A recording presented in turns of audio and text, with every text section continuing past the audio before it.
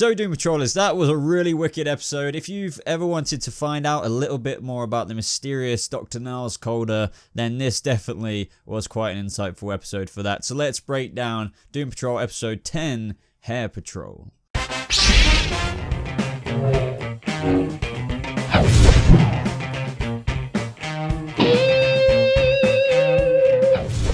What is up, Doom Patrollers? Welcome to a brand new review and breakdown of Doom Patrol episode 10, Hair Patrol. As you just heard from the intro, as always, good episode and a refreshing episode. Not that I'm complaining at all, don't get me wrong, but I felt like it was time to get another dose of Niles Calder. Now there's been quite a few questions, some like questions I can't answer about, you know, what is with the Doom Patrol aging? Is it within continuity of the Titans verse? And I have a video coming out on that at some point or another, but I feel like this episode gave us our first clue in terms of the Doom Patrol iteration of Niles Calder, Dr. Niles Calder, and his seeming to be eternal life, because the flashbacks in this episode, which were really sweet, I really enjoyed that story that this episode gave us with him, was all the way back in 1913, and yeah, fair enough, he had a bit of a darker beard, but he was still, I don't know, like in his 40s Niles Calder. I mean, maybe pushing down to 30s.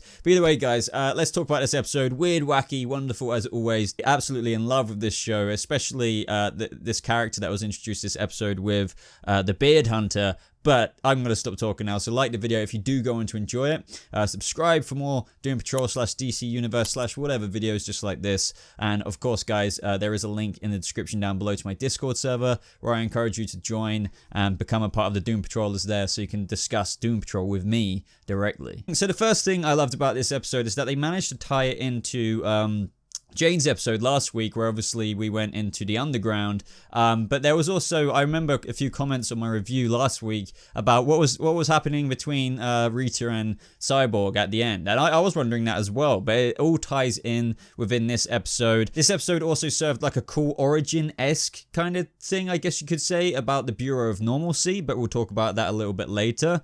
But first of all, you know, the episode opened up with Niles Calder in 1913, and he's on an exploratory mission for the Bureau of Oddities. Now, they were confronted with wolves. Fun fact, wolves are my favorite animal, but if I was cornered like that, that'd be terrifying. It reminds me of that one Liam Neeson film. I can't remember what it's called off the top of my head, but that was a pretty cool film. But either way, they were confronted by this freaking huge ass wolf antlery kind of thing, which we didn't get concrete answers on, and that, I think that was deliberate. I may not know something that you guys, the hardcore Doom Patrol comic book fans, may know, but as Niles put it himself in the episode, I'm paraphrasing right now, but just as he thought he began to understand it, he realized he knew nothing, and it's kind of how I feel about this episode. But over on the present day side of things, guys, we are introduced to motherfrickin' the Beard Hunter, Ernest Franklin. So he meets the Bureau of Normalcy whilst he's just like food shopping for his parents. They literally infiltrated the cashiers to get him on this undercover freaking mission, which I just find hilarious that like they went to that extent. But either way, guys, don't forget who the Bureau of Normalcy are. They are essentially this group of I would say harsh language, but demonetization, all of that, people who correct anything that is abnormal, even eliminate it, as they put it, or Alistair put it in this episode. And we'll talk a bit more about them, but don't forget how obviously they featured very prominently in the Danny the Street episode. But anyway, he gears up to go after Niles Calder because of his unique ability, which was, I don't even know what to say about it, but I will say something, but not right now. But in between the present day scenes, guys, we kept going back to the past, of course, to visit this really, I found, wonderful story of Niles, I don't really know how to explain it, but becoming more primitive and feeling liberated as a result. But I do believe that this is Doom Patrol's way of telling us, maybe, even though they really didn't spell it out, but it clues in Niles Calder's aging factor / eternal, seemingly eternal life factor. So, you know, obviously it started off with him fearing, I'm just going to call her the primitive woman, because I literally don't have a name for her that we know of anyway. I mean, they did use that word Oaya or whatever it was whenever there was a reference to death, but you know, I may just be being dumb here. But either way, he obviously spends a lot of time with her, and he realizes that she's been a part of this ancient culture, like tens of thousands of years old, that used to be this tribe. And he realized that she, in every iteration of the tribe's the pictures, you know, or drawings on each like pillar, she was present in every single one of them. So that's when Niles started wondering, and us too, probably on behalf of Niles, about eternal life. And then I immediately thought, well, is this Doom Patrol's way of giving us an answer as to the aging factors here? And I definitely think it is, like whatever he freaking unlocked through the primitive woman. But anyway, I found this like a really nice sideline story experience of Niles just falling, I guess, in love with this woman as well. I mean, initially he was very fascinated by what he called the creature, and how she wields this psychic power with incredible potential, and that is very Chief anyway, very Niles Calder. I feel like the Titans version of Doom Patrol's Niles Calder was a lot more. I mean, I prefer this Chief we've got now, don't get me wrong, but I feel like the one they portrayed in the episode 4 Titans was a lot more, they definitely spelled it across how he cares a lot more about the science and the discovery and the potential of administering or finding another freak, if you will, where this Chief comes across a lot more lovable, a lot more friendly, if that makes sense. But really, there is still that discovery side of Chief, which is very so much what drives him as a character in the comics anyway. But I just feel like through the casting changes that they focus on that a teeny little bit less, but I feel like through him saying the lines of like, she is the ultimate discovery, she represents all the Bureau of Oddities stand for, that was just such a Chief moment, because he was just like, oh my god, what have I stumbled across here? Like, that's just the Chief. But as time went on, Niles fell through the ice, and obviously like you become like hypothermic through that, and he got ill, and I think the lady got ill as well. But this is where he kind of fell for her, and he even spent multiple years there. I think even into the beginning of World War I, and he no longer looked at her as this scientific discovery, but an exploration, as he puts it himself, for something deeper. So we saw like the montage of him learning how to hunt, using a bow and arrow. He, as I said earlier as well, this brought out this liberation in his life that there was nothing like it. But whilst I'm enjoying this ride of the Chief's little like sideline story here, like I knew it wasn't going to end up well. I mean, it kind of did, but it didn't. But as soon as Alistair came back, the guy who was seemingly consumed by the big ass wolf at the beginning, I knew something was up, and I was like, please don't let her die. Please don't let this be a tragic story of how maybe he unlocked an eternal feature, aging factor or something, but he lost her along the way. I thought it was going to go that way, but it didn't. But it was still kind of sad that he had to get involved, because we learned that the whole time that Niles was away, I think it was like 2-3 years or so, the organization has changed. Well, the world changed, the World War started,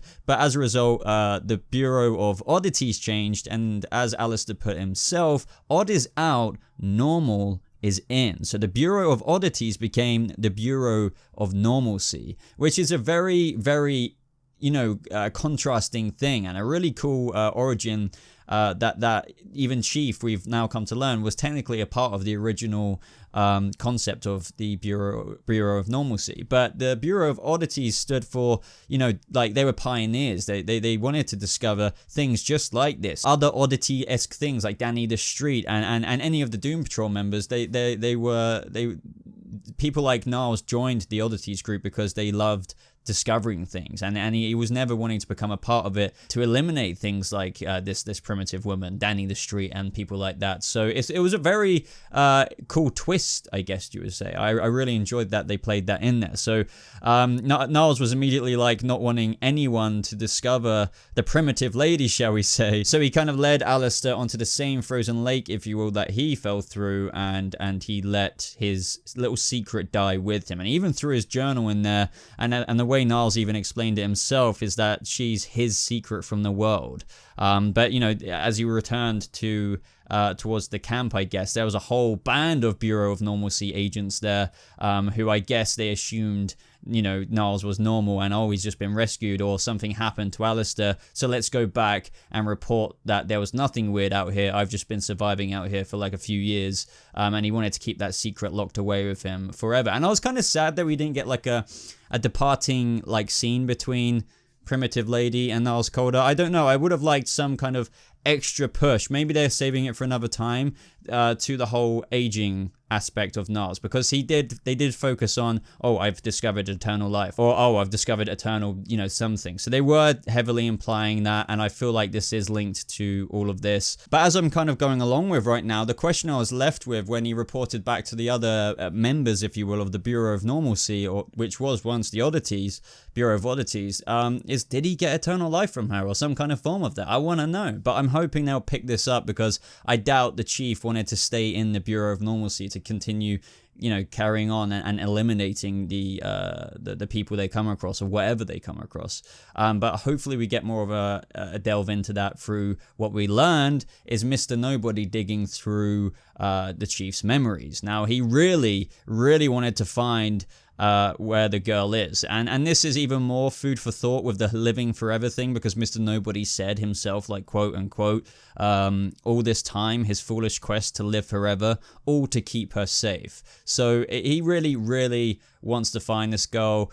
Even Chief was just like, I don't care about the Doom Patrol, basically, like, you're not gonna break me. So if you threaten them, and I thought that would be enough for him to reveal her location, but he's not letting anything stand.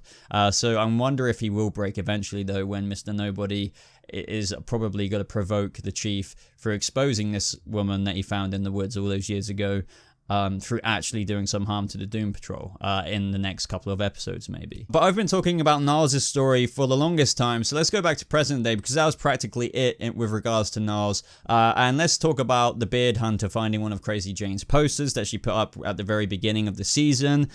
So he broke into Doom Manor. But first of all, we can't forget that scene between Rita and Cyborg, because first of all, they were talking about Danny the Street, and then he reveals that Danny the Street gave Cyborg this comic book. And ever since that happened, we knew that must lead to something, the My Greatest Adventure comic book. And Rita points out that there is a character missing in one of the pages of the book, which is actually Flex Mentello. Now, I'm guessing they're going to find him, and he will help them find the chief, or maybe he will help assist them in a similar way maybe Kipling was in a couple of episodes. I'm predicting something like that. But Flex Mentello can literally alter reality through flexing his muscles. So, perfect fit for the Doom Patrol, obviously. I mean, he's been in... If you guys know the material, he's been in it before. But I can't wait for him to come to this live action show, because everything they've implemented that's weird and wacky or whatever and wonderful, they've done it with a masterful execution. But back to Beard Hunter, I left off with him breaking in at Doom Manor, and this is where Rita and Cyborg talk to him. So he has no beard because of a hormone disorder, which is very ironic, but he says a bunch of things. How Niles is a false god, because we can't forget how he absorbed Niles', this is like absolutely repulsive, but his like, I can't remember the word Cyborg used, like sink something. Anyway, hair from the sink, and this gives him the ability across time and space to absorb everything about that person, like learn where they are, like track them, but not only track them because he's absorbed their essence, as they put it themselves, but he knows, I think, everything about them, all their secrets, a lot of knowledge, and that's a super interesting character. I honestly didn't know much about Beard Hunter, if anything at all, before this. I mean, I knew he was coming this week, but from the beginning of the episode, I was completely willing to go on this ride with him, but I was very pleasantly surprised by how interesting and funny this character was, because he's a wannabe super villain. I mean, just listen to that voicemail he left his mother at the end as he's going down those stairs. But it was just so weird how he was salivating at every speck of Cyborg's beard, and like how that one speck flew on the floor, so he absorbed it, and as a result, he literally could dodge everything Cyborg threw at him, because he knew everything Cyborg would do. He definitely foreshadowed some interesting things about Cyborg killing his mother, and their relationship, which I think is definitely this kind of stuff's gonna come out the woodwork more and more in episodes to come. But also, it wasn't 100% the Beard Hunter here. This was also revisiting the whole grid corruption thing that is going on with Cyborg. They gave us, I wouldn't say they gave us much more of that. They refreshed our thinking of it. They didn't give us massive new information apart from the fact that he said that ever since the reset button was pushed, his system has been acting weird, but he doesn't want Rita to tell anyone because otherwise Jane's freaking prophecy, doomsday looking prophecy of Cyborg killing everyone will come true. But obviously that's probably not a good idea to keep it secret, because then it actually might come true if his grid is taking over everything. We're just gonna have to wait and see there. But of course, this moment takes us up to the end of Jane Patrol last episode, and all there's left to talk about is that very ending where the Beard Hunter stumbles across where I thought Mr. Nobody was holding Niles. Now that could still be true. Maybe he's found his like little gateway into Mr. Nobody's kind of other space, which I just call the White Room. But it turns out Mr. Nobody was expecting him, I guess, because this was all 100% down to Mr. Nobody. He found like a stitched version of Niles, and that's when the monster from the woods, if you will, goes after the Beard Hunter. Now I assume this is still all Mr. Nobody, because he looked into Niles' mind through the episode. He knows what the primitive lady's beast is that she summoned, if you remember when they were burning the bodies, and at the very beginning of the episode. I guess Mr. Nobody didn't actually obviously summon that beast, but he's just created a reality manipulation conjuring of that beast to go after Beard Hunter. Now the big question is, guys, did Beard Hunter survive? Is this really the last of him? I think there might be a bit more to it than that. But either way, guys, absolutely rocking episode. As I said, Doom Patrol is great every single episode. I really enjoyed Jane Patrol and everything like that last time. One of the best episodes, if not the best for me. But it was nice to go back into Mr. Nobody, the main villain of the series, or this season at least, and dive into Chief more, because we haven't had much of him for a little while, if I remember correctly, and that's like obviously the main premise of this show. But it was also just nice visiting his backstory and maybe even teases into his eternal life, if you will. But I would love to know your thoughts on this episode down in the comments below. Do you have any ideas to expand upon what I spoke about? If you do, I would definitely love to hear them. As I said, join my Discord server. Links are in the description down below, where you can talk about Doom Patrol with myself and other Doom Patrollers within the server, and a bunch of other topics. Make sure you subscribe so you never miss out on a single Doom Patrol video. Other links are in the description, like my social media and stuff. But thank you so much for watching, guys. I hope you have a lovely rest of your day, and I'll see you Doom Patrollers in the next video. Goodbye.